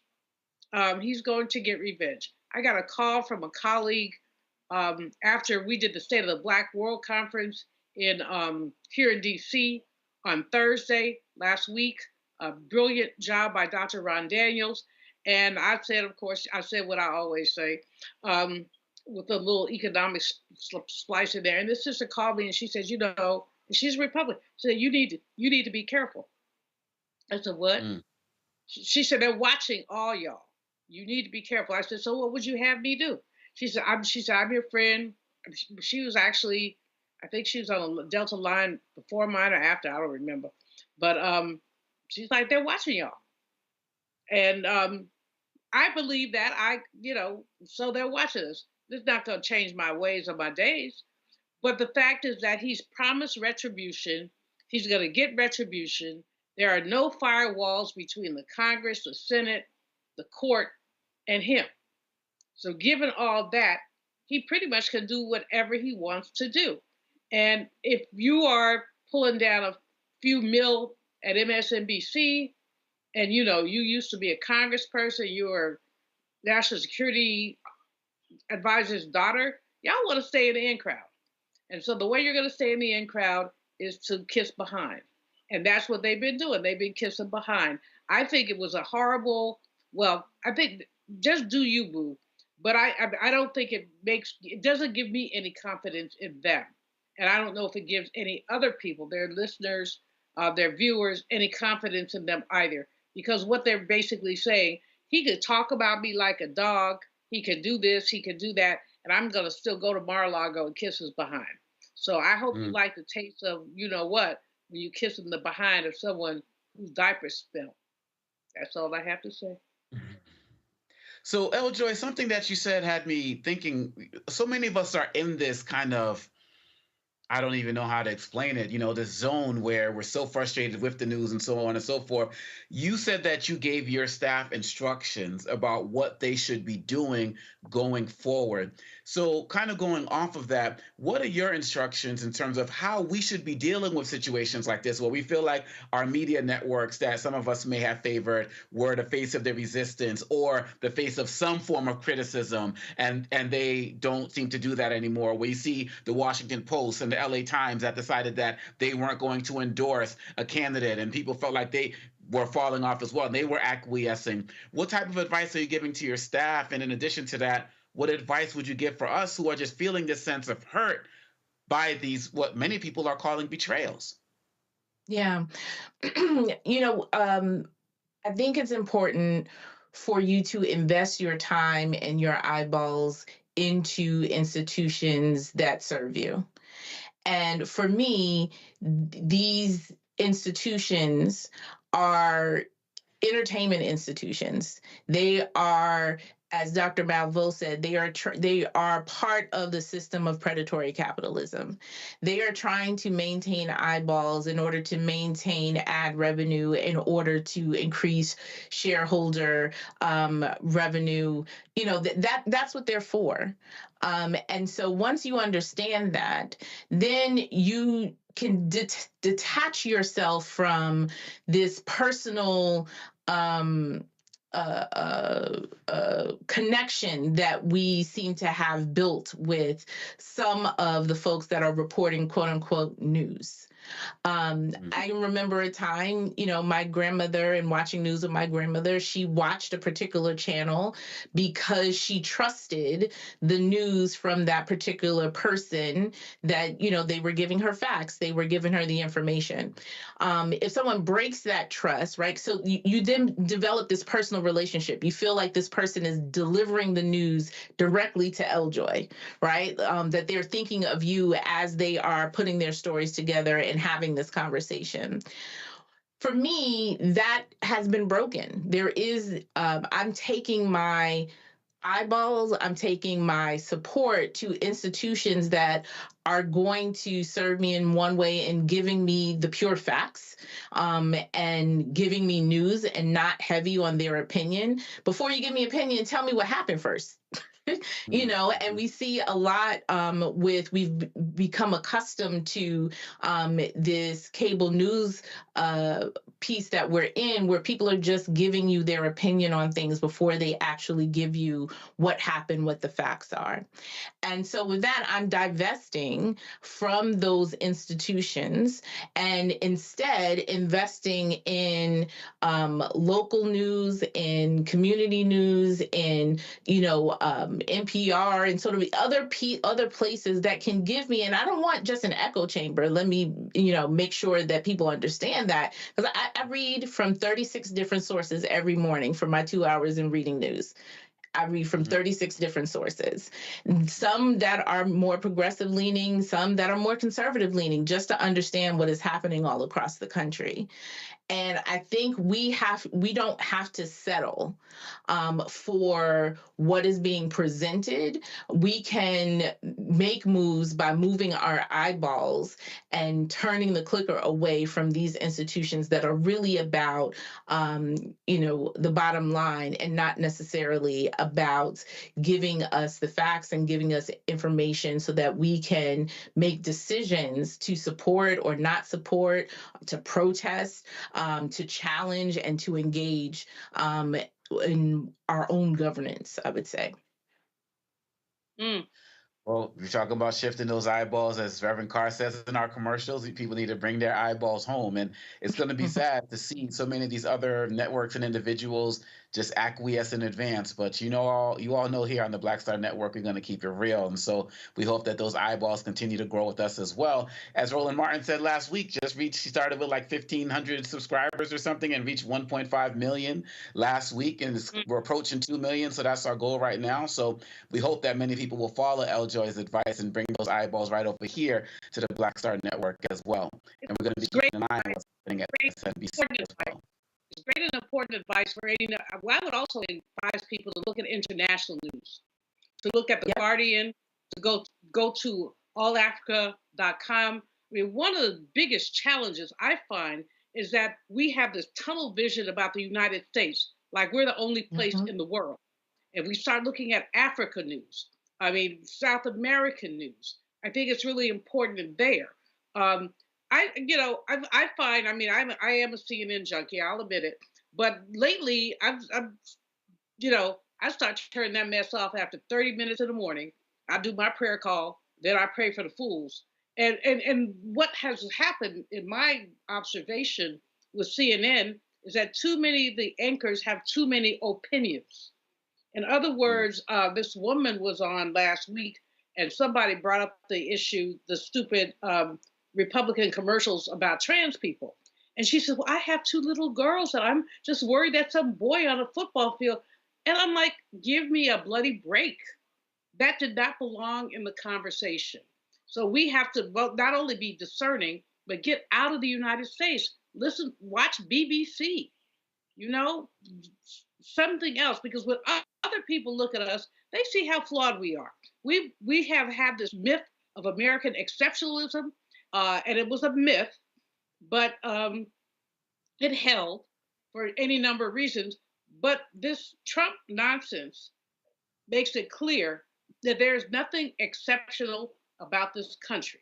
That when they say make America great again, when was it great? When was it great for Black people? When was it great for poor people? People have to be discerning about, I used to say years ago, there's a reason I don't like white people's sitcoms. Because when I open my door and let those fools in my house, if you're looking at some of this, no, they couldn't come in my house. So why would I watch them on television? And that's beginning to be the way I feel about some of this news. I watch Simone. I love her, love her, love her. I'll watch Abby sometimes.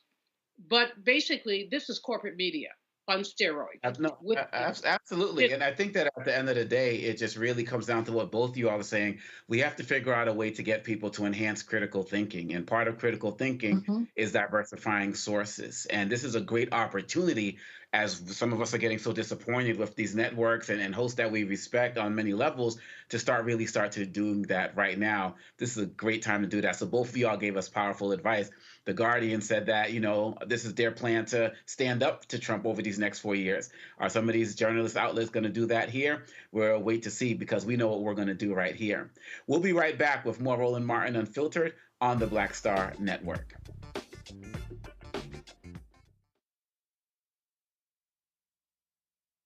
Black Star Network is here. Oh, no punch! I'm real revolutionary right now. Thank you for being the voice of Black America. All momentum we have now, we have to keep this going. The video looks phenomenal. See, this difference between Black Star Network and Black-owned media and something like CNN. You can't be Black-owned media and be scared. It's time to be smart. Bring your eyeballs home. You dig? When you talk about Blackness and what happens in Black culture, covering these things that matter to us, speaking to our issues and concerns. This is a genuine people-powered movement. There's a lot of stuff that we're not getting. You get it, and you spread the word. We wish to plead our own cause Too long have others spoken for us. We cannot tell our own story if we can't pay for it. This is about covering us. Invest in Black-owned media. Your dollars matter. We don't have to keep asking them to cover our stuff. So please support us in what we do, folks. We want to hit 2,000 people, $50 this month, raise $100,000. We're behind 100,000, so we want to hit that. Y'all money makes this possible. Checks and money orders go to P.O. Box 57196, Washington, D.C. 20037-0196. PayPal is R Martin Unfiltered. Venmo is RM Unfiltered. Zelle is Roland at RolandSMartin.com.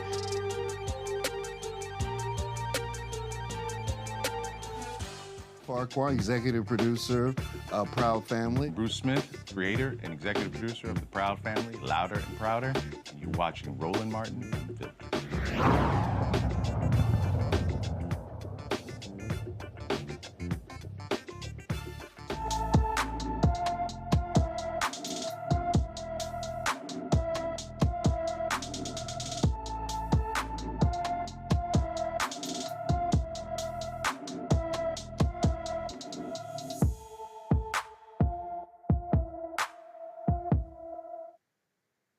Leilani Collins has been missing from her Altadena, California home since August 24th of this year. The 15-year-old is 5 feet tall, weighs 109 pounds, with black hair and brown eyes. Anyone with information about Leilani Collins should call the Los Angeles, California Sheriff's Department at 626-798-1131. The prosecution in the trial of a former Marine accused of the chokehold death of Jordan Neely on a New York subway rested its case today.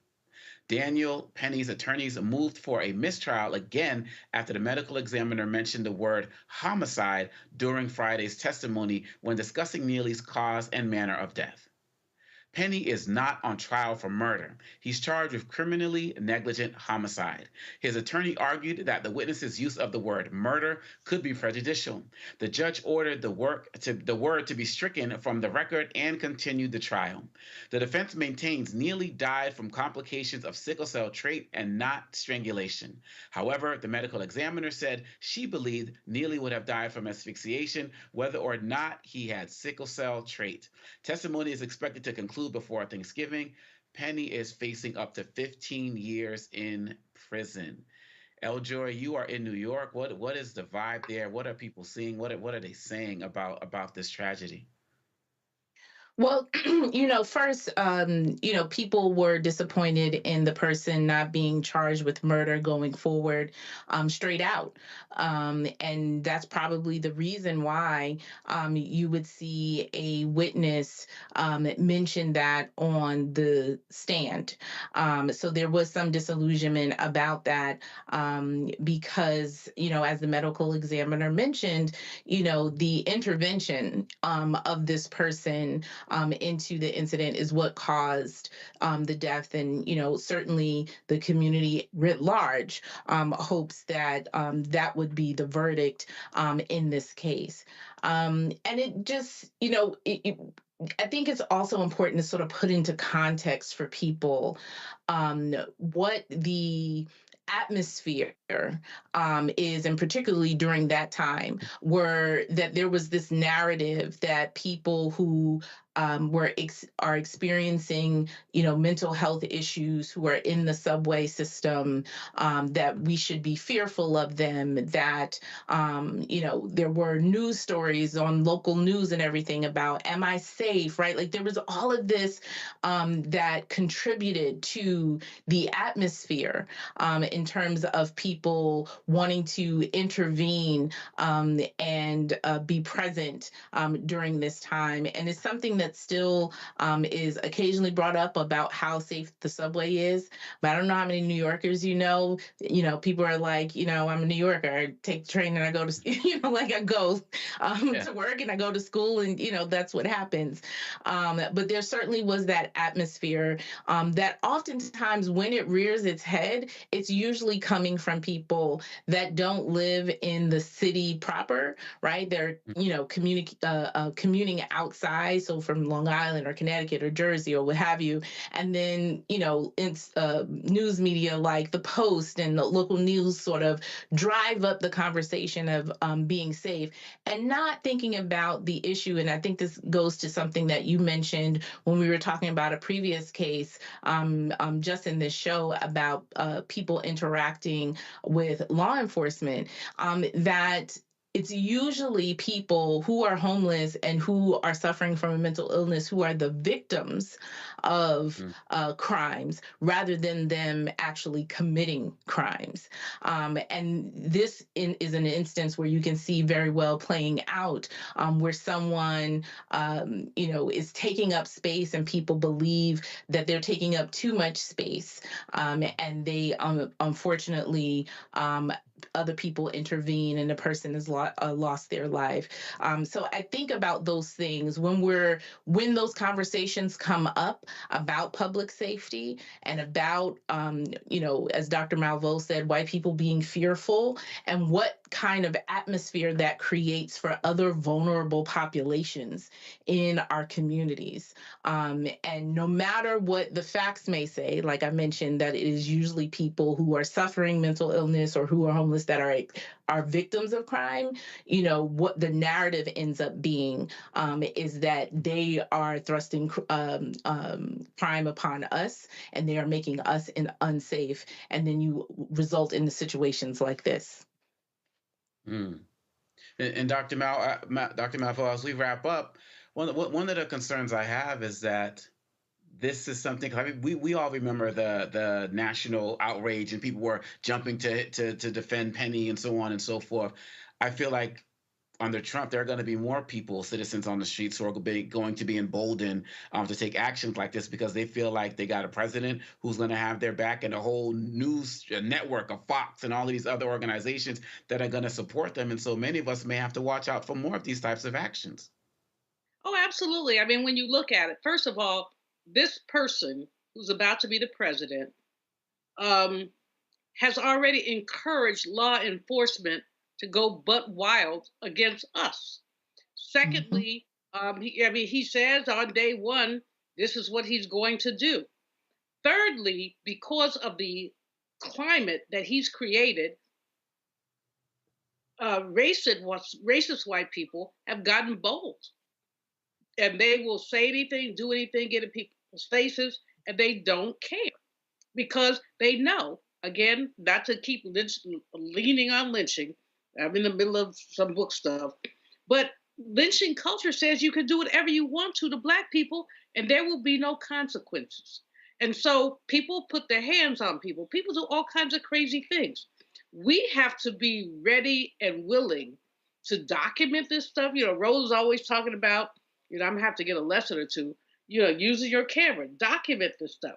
We have to be able and willing to step up. One of the things that has revealed to me through the election is the number of timid Black people there are out there. People who don't want to rock the boat, don't want to say anything. And, that's a safe way to go. But there is no safety in racist, predatory, capitalist, white America. There is no safety for our children. Mentally ill riding on the subway, walking down the street. There is no safety. So quiet is not going to protect you. Loud is going to protect you. Good trouble is going to protect you. So this is yet another case, Omakongo, as you know, yet another case where you look at it and you say, WTF, are we still doing this? But the answer is yes, we are still doing this. And as you say, I think the most important thing is that we are aware and we're vigilant and we're ready to fight back. If we must die, let it not be like hogs, said Claude McKay. Haunted and pinned to this inglorious spot. And the last two lines of that poem are, pressed to the wall, dying, but fighting back. That's what we got to do. That's right. And we're going to continue to fight back. We're going to continue to uplift names like Jordan Neely, continue to send out this information, because really at the end of the day, we can't go down quietly. We have to rise up. And one of the ways, like you said, is rising up is by using our voices, using our power, and using our influence. Because we've been here too long and we ain't going back, as an incredible woman said just a few weeks ago. L. Joy Williams, I want to thank you. Dr. Julianne Malveaux, I want to thank you as well for joining us on Roland Martin Unfiltered on the Black Star Network. And I want to thank everybody tonight for watching. Please follow the Black Star Network on all of your platforms. Check out Roland Martin Unfiltered and all of the other great things we have going on this network. And please support financially in any way that you can as well through all of the different platforms that you know are available to you. Thank you so much, and thank you for letting me host tonight, and I will see you next time.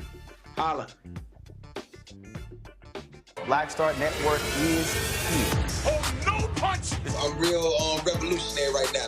Thank you for being the voice of Black America. All momentum we have now, we have to keep this going. The video looks phenomenal. See, this difference between Black Star Network and Black-owned media and something like CNN. You can't be Black-owned media and be scared. It's time to be smart. Bring your eyeballs home. You dig?